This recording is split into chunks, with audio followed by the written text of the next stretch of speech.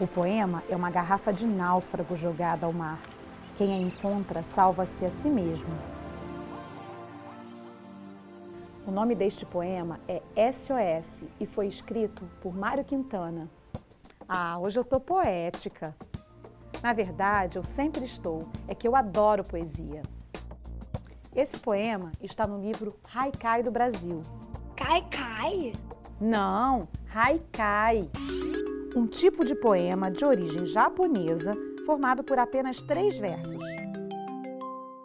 Uma coisa que eu acho super interessante em poesia é que nem sempre tem ponto no final de cada linha. Mesmo assim, a gente entende o ritmo da leitura e o que ela quer dizer. Mas nem todo o texto é assim. Nos demais, as frases precisam ser pontuadas. Uma só vírgula pode mudar totalmente o sentido de uma frase. Quer saber mais sobre poesia, haikai e como a pontuação pode influenciar um texto? Então se liga, porque em bom português é tempo de estudar.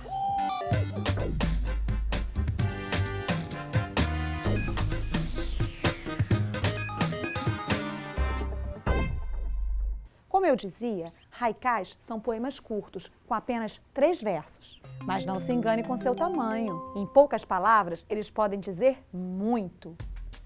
Vejam esse poema todo, que maneiro! Esta é uma poesia concreta. Nela, o poeta não se limita ao sentido das palavras para transmitir suas ideias. Ele também usa a forma visual da poesia para se expressar. Falou em poesia, muita gente pensa em poemas de amor super românticos. E muitos são assim mesmo. Mas já deu para perceber que a poesia pode ser mais do que isso, inovando na forma e nos temas, certo? Além da organização das palavras, outras ferramentas podem ajudar o autor a expressar suas ideias, como a pontuação. Reparem como a Cecília Meirelles usou a exclamação nesse poema, bolhas. Olha a bolha d'água no galho, olha o orvalho, olha a bolha de vinho da rolha, olha a bolha. Olha a bolha na mão que trabalha, olha a bolha de sabão na ponta da palha, brilha, espelha e se espalha, olha a bolha que molha a mão do menino, a bolha da chuva da calha. Você reparou que a exclamação dá ênfase ao sentimento do autor?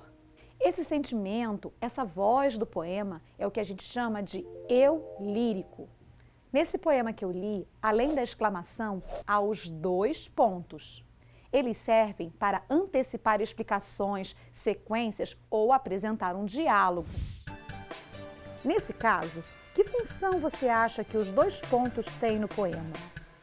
Se você respondeu que é antecipar explicações, está de parabéns e com exclamação. O verso seguinte aos 2 pontos explica que bolha é essa que molha a mão do menino. É a bolha da chuva da calha. Mudando um pouquinho de assunto, repararam como a autora brinca com o som das palavras? Olha a bolha de sabão na ponta da palha, brilha, espelha e se espalha. Olha a bolha. O poema todo brinca com o som do dígrafo LH.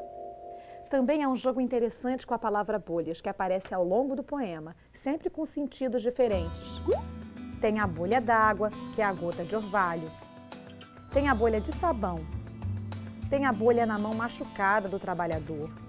É isso que os poetas costumam fazer, brincar com os sons e os sentidos das palavras, para expressar seus sentimentos de forma criativa, surpreendente, inusitada. E que outros sinais de pontuação você conhece? Tem a vírgula, né? Pois é, ela tem muitas funções.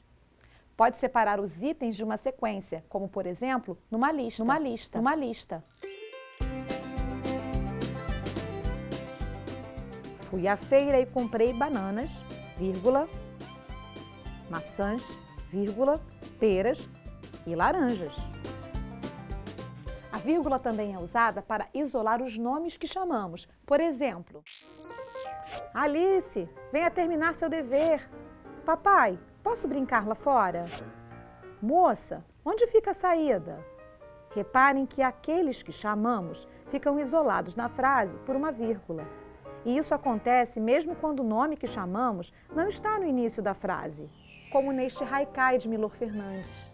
O pato, menina, é um animal com buzina. Viram? A palavra menina, que é a pessoa com quem o autor está falando, fica entre vírgulas. E aqueles 3 pontinhos, um do lado do outro, para que servem? Ótima pergunta!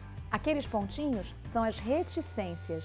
Elas podem sugerir a continuidade de um texto, como se você parasse de falar, mas ainda tivesse mais a dizer.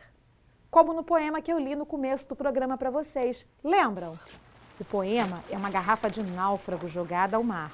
Quem a encontra salva-se a si mesmo. É como se o autor quisesse deixar assim, algo no ar.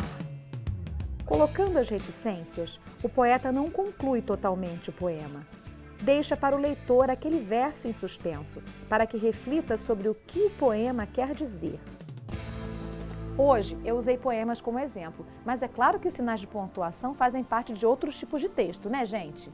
Romances, notícias de jornal, receitas, contos, bulas de remédio.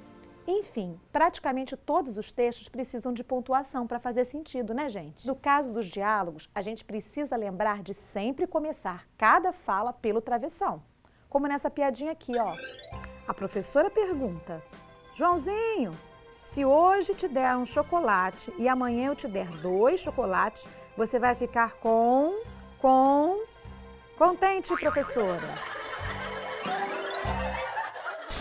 Então, meus alunos queridos, hoje aprendemos o que são haikais e um pouquinho mais sobre o mundo da poesia. Entenderam tudo, né? Vai cair na prova, hein?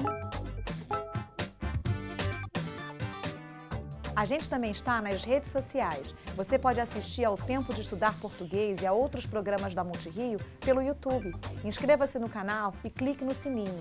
Assim a gente pode te avisar sempre que tiver vídeo novo. Confere lá!